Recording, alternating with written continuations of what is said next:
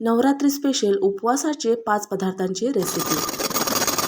भरपूर दिवसाचा उपवास म्हणलं की जास्त आपण उपवासाचे पदार्थ खाल्ले तर पित्त होतो, पोटामध्ये गॅस होतो, खाल्लेलं पचत नाही। असं होऊ नये त्यासाठी आपण अगदी हलकं फुलकं पटकन तयार होणारे 5 पदार्थांची रेसिपी आज आपण पाहणार आहोत। अगदी सोप्या पद्धतीने रेसिपी आहे। रेसिपी शेवटपर्यंत नक्कीच पहा। आवडल्यास लाईक शेअर सबस्क्राईब नक्कीच करा। गोड पदार्थांनी रेसिपीची सुरुवात करूयात। तर इथं कढईमध्ये मी 1 चमचा तूप घेतलेला आहे। तुपामध्ये 1 वाटी बारीक चिरलेला गूळ घालून घ्यायचं आणि गूळ करपू नये त्यासाठी अगदी चमचाभर आपल्याला पाणी घालायचं आहे। नाश्त्याच्या चमच्याने 1 चमचा पाणी घालून घेतलं। आता अगदी मंद आचेवरती आपल्याला सतत हलवत हे गूळ पूर्णपणे वितळवून घ्यायचं आहे। जास्त शिजवून वगैरे घ्यायची तर काहीच गरज नाही। इथे पाहू शकता चांगलं असं फेस यायला लागलेलं आहे। आता गुळाला फेस यायला सुरुवात झाली की फक्त अर्धा मिनिटे अशा पद्धतीने हे गूळ परतून घ्यायचं आहे। आता ह्यामध्ये शेंगदाण्याची भरड घालून घ्यायची आहे। भाजून साल काढलेली शेंगदाण्याची भरड घालून घेतली। आता 1 वाटी भरून मी सुका खोबरा खोवलेला घालून घेतलेला आहे। तुम्ही खोबरा कमी किंवा शेंगदाणा जास्त असं देखील इथे करू शकता। आता सर्व जिन्नस आपण एक अर्धा मिनिटे चांगलं एकजीव होईपर्यंत परतून घेणार आहोत। जास्तही परतून घ्यायचं नाही, फक्त मिश्रण एकजीव झाला पाहिजे इतपतच आपल्याला परतून घ्यायचं आहे। आणि पटकन आपल्याला हे मिश्रण एका प्लेटमध्ये काढून घ्यायचं। प्लेटला मी तूप लावून घेतलेलं आहे।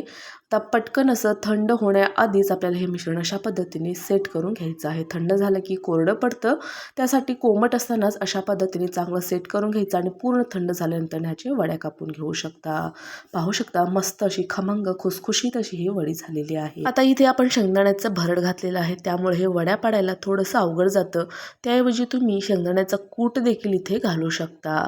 आता पाहू शकता मस्त अशी शेंगदाण्याची आणि खोबऱ्याची वडी बनवून तयार आहे।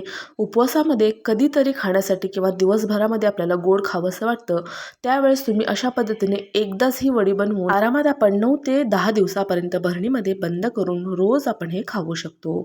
अगदी पौष्टिक अशी खमंग खुसखुशीत, खायला तर तितकीच टेस्टी अशी ही वडी झटपट बनवून तयार आहे। तर अशा पद्धतीने नक्कीच ट्राय करा, अगदी परफेक्ट अशी बनवून तयार होईल, अजिबात चुकणार नाही। वडी बनवून तयार आहे। पुढचा पदार्थ पाहूया। तर इथे आपण 1 वाटी भगर 1 तासापूर्वी भिजायला घातलं होतं। चांगलं 6 भगर फुगलेलं आहे। पाहू शकता 1 तासभर आपण हे भगर भिजून घेतलेलं आहे। आता इकडे मी 1 वाटी साबुदाणा भिजून घेतलेला आहे। आता इथे साबुदाणा आपल्याला 4 ते 5 तासापर्यंत भिजून घ्यायचा आहे, म्हणजे अगदी मऊसूत अशा पद्धतीने हा साबुदाणा बनवून तयार होतो। रात्रीच्या वेळेस जर भिजवला तर खूपच छान होईल। आता मिक्सरच्या भांड्यामध्ये आपण हे पूर्ण भगर घालून घेतलेलं आहे। आता 1 वाटी भगरसाठी आपल्याला नाश्त्याच्या चमच्याने फक्त 2 चमचा साबुदाणा घालायचा आहे। 2 चमचा पाणी घालून मिक्सरवरती चांगलं बारीक असं फिरवून घेतलं। आता ह्यामध्ये आपण 2 चमचा शेंगदाण्याची पावडर घालून घेऊया। शेंगदाणा घालायचं नाहीये, शेंगदाण्याची पावडर घालून घ्यायची आहे। परत एकदा मिक्सरवरती चांगलं असं हे फिरवून घेतलं। गरज वाटल्यास थोडंसं पाणी घालून तुम्ही हे मिक्सरवरती चांगलं एकजीव करून घेऊ शकता।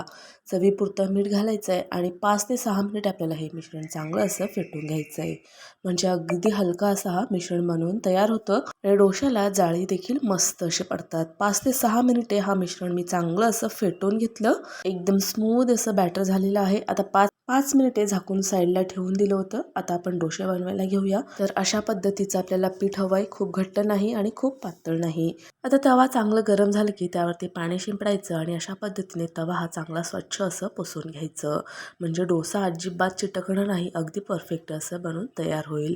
आता बनवलेल्या बॅटरमधलं 1 चमचा बॅटर आपल्याला तव्यावरती अशा पद्धतीने चांगलं असं पातळ पसरवून घ्यायचं आहे। पाहू शकता इनो वगैरे आपण इथे काहीच घातलेलं नाही, तरी सुद्धा जाळी अगदी परफेक्ट अशी आलेली आहे। आता आपली जी घरातली लोणी असते, बटर न लावता आपल्याला घरामधली जी पांढरी लोणी असते, दुधावरची साय काढून जी आपण बनवतो, ती लोणी घालून आपल्याला हा डोसा भाजून घ्यायचा आहे। तूप घातला तरी देखील चालेल। अशा पद्धतीने दोन्ही साईडने लोणी लावून डोसा मस्त कुरकुरीत हवा असेल तर कुरकुरीत, मऊ हवे असेल तर मऊ देखील तुम्ही भाजून घेऊ शकता। आता आणखीन टेस्टी मसाला डोसा जर हवा असेल तर यावरती लाल तिखट घालायचंय। लोणी घालून सर्व बाजूने हे लाल तिखट आपल्याला अशा पद्धतीने पसरवून घ्यायचं आणि हा आपला मसाला डोसा बनवून तयार आहे। पाहू शकता मस्त असं अगदी कुरकुरीत असा हा डोसा झालेला आहे। आणि सगळ्यात महत्त्वाचं म्हणजे प्रत्येक वेळेस डोसा घालण्याच्या आधी पाणी शिंपडून तवा आपल्याला अशा पद्धतीने पुसून मगच डोसा पसरवून घ्यायचं, म्हणजे परफेक्ट असा डोसा बनवून तयार होतो। सुरुवातीचा आपण मसाला डोसा बनवला आणि हा आहे साधा डोसा। तर अशा पद्धतीने आपण हे पदार्थ बनवून खाऊ शकतो। आता डोसे बनवून किंवा भाकरी वगैरे बनवून बनवून जर खाल्लं तर पटकन पोट भरतं आणि लवकर भूक देखील लागत नाही. आता डोसा बनवून तयार आहे. पुढचा पदार्थ पाहूया. तर इथे मी 1 वाटी साबुदाणा घेतलेला आहे. साबुदाणा अशा पद्धतीने चांगलं असं भिजलेला हवा. हातावरती दाबलं की त्याचं पीठ झालं पाहिजे इतपत चांगलं भिजवून घ्यायचं आहे. त्यामध्ये बारीक चिरून घेतलेली 1 चमचा हिरवी मिरची घालून घेतली. शेंगदाण्याची भरड घालायची आहे. शेंगदाण्याचं कूट घातलं. चांगलं एकजीव होऊन येण्यासाठी शेंगदाण्याचं कूट घातलेलं आहे. 1 चमचा चवीपुरतं मीठ घालून घ्यायचं आणि चांगलं असं हे स्मॅश करून घ्यायचं आहे. पूर्ण असं साबुदाणा फोडून सुद्धा घ्यायचं नाही. एखादं पीस त्यामध्ये साबुदाणा अख्खं ठेवून घ्यायचं आहे. आता 1 कच्चा बटाटा मी स्वच्छ धुवून सोलून अशा पद्धतीने लांबट आकारामध्ये किसून घेतलेला आहे. ते सुद्धा 1 वाटी घालून घेतलं आपण. बारीक चिरलेली कोथिंबीर घालून घ्यायची आहे. कोथिंबीर जर उपवासाला चालत नसेल तर तुम्ही नाही घातला तरी देखील चालेल. तर अशा पद्धतीने आपल्याला हे बॅटर बनवून घ्यायचं आहे. पाहू शकता खूप जास्त सैलही नाही आणि खूप जास्त घट्टही नाही. बॅटर जर घट्ट वाटत असेल तर 2 चमचा पाणी घालून सैल करून घेऊ शकता. आता तव्यावरती 1 चमचा लोणी घातलेला आहे. आता त्यामध्ये आपण हे बॅटर अशा पद्धतीने चमच्याने पसरवून घ्यायचं आहे. पाहू शकता चांगलं असं मी पसरवून घेतलं. आता लोणी घालून घेतलेले आहे मी. तुम्ही मोठ्या आकारामध्ये सुद्धा हे बनवून घेऊ शकता. लोणी घालून आपल्याला दोन्ही साईडनी चांगलं कुरकुरीत होईपर्यंत हे भाजून घ्यायचं आहे. लोण्याऐवजी इथे तुम्ही तूप देखील वापरू शकता. तर एका साईडने अशा पद्धतीने भाजून झालं की दुसऱ्या साईडने हे पलटून दुसऱ्या साईडने सुद्धा आपल्याला चांगलं कुरकुरीत असं भाजून घ्यायचं आहे. तर अगदी पटकन असे तयार होतात. काहीही वेळ लागत नाही अजिबात. अगदी 7 ते 8 मिनिटामध्ये हे थालीपीठ बनवून तयार होतात. पाहू शकता दोन्ही साईडने मी चांगलं असं भाजून घेतलं. दह्याबरोबर किंवा खोबऱ्याच्या चटणीबरोबर खायला हे अप्रतिम असे लागतात. तर अशा पद्धतीने नक्कीच ट्राय करा. काहीच अवघड नाही बनवायला. एकदा खाल्लं की पोट पटकन भरून जाईल. आता पुढचा पदार्थ पाहूया. तर हे आहे एकदम पौष्टिक असे उपवासाचे लाडू. तर गॅसवरती कढई ठेवलेली आहे. त्यामध्ये स्वच्छ पुसून घेतलेलं साबुदाणा घालून 5 ते 6 मिनिटे मंद आचेवरती अशा पद्धतीने भाजून घेतलं. अशा पद्धतीने साबुदाणा आपल्याला खमंग भाजून घ्यायचा आहे.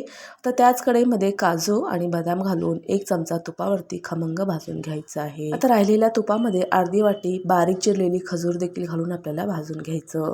आता 1 वाटी भरून मी अशा पद्धतीने चिरून घेतलेलं खोबरं घालून घेतलं. थोडीशी वेलची घातली. आता हे सुद्धा आपण चांगलं असं खमंग भाजून घेतलं. आता आपण जो साबुदाणा भाजून घेतला होता तो मिक्सरवरती एकदम बारीक असं मी वाटून घेतलेला आहे. पाहू शकता एकदम बारीक पावडर बनवून घ्यायची आहे. आता कढईमध्ये घालून घ्यायचं. पूर्ण ही साबुदाणा भिजेल इतपत आपल्याला तूप घालायचं म्हणजे 2 चमचा तूप घालून मी परत 1-2 मिनिटे परतून घेतलं. काढून घ्यायचं आणि त्याच कढईमध्ये 1 वाटी बारीक चिरलेला गुळ घालायचं. 1 चमचा तुपावरती गुळ फक्त वितळवून घ्यायचा आहे. शिजवून वगैरे घ्यायचं नाही. आता भाजून घेतलेले सगळे जिन्नस आपण घालून घेणार आहोत. खोबरं मी थोडंसं जाडसर वाटलेलं आहे मिक्सरवरती ते घालून घेतलं. काजू बदामाची भरड करून घालून घेतली. खजूर घातलेला आहे आणि 1 वाटी भरून भाजलेला शेंगदाण्याचं कूट देखील घालून घेतलेला आहे.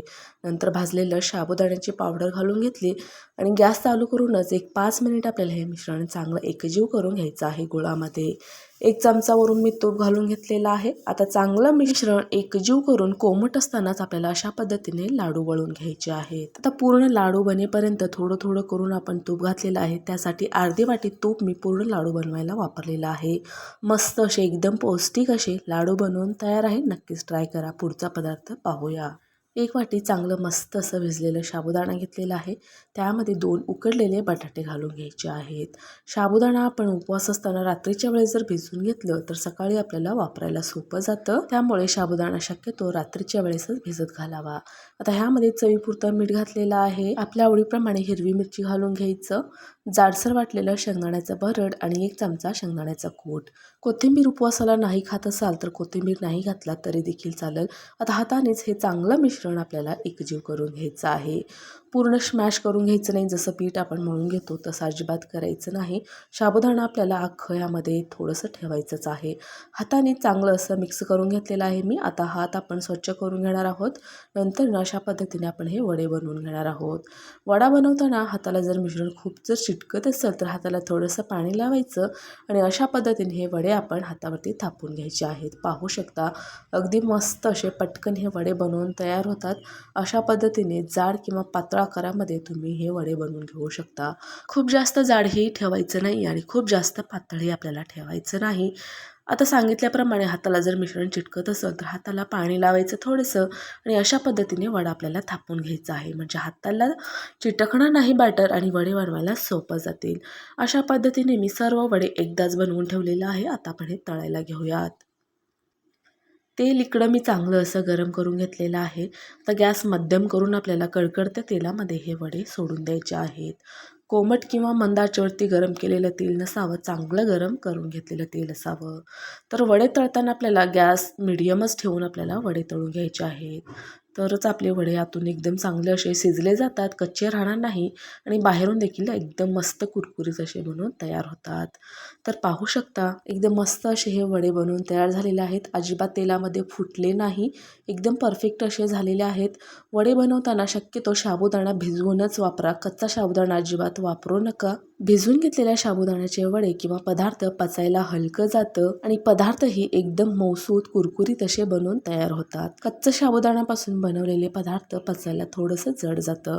तर इथं हा वडा पाहू शकता, बाहेरून एकदम क्रिस्पी आणि आतून पाहू शकता तुम्ही एकदम मस्त असं सॉफ्ट झालेलं आहे आणि तेलामध्ये वडा न फुटता एकदम छान असं फुगलेलं सुद्धा आहे. एकदम परफेक्ट असं झालेलं आहे. तर अशा पद्धतीने नवरात्रीला तुम्ही हे पदार्थ नक्कीच ट्राय करा.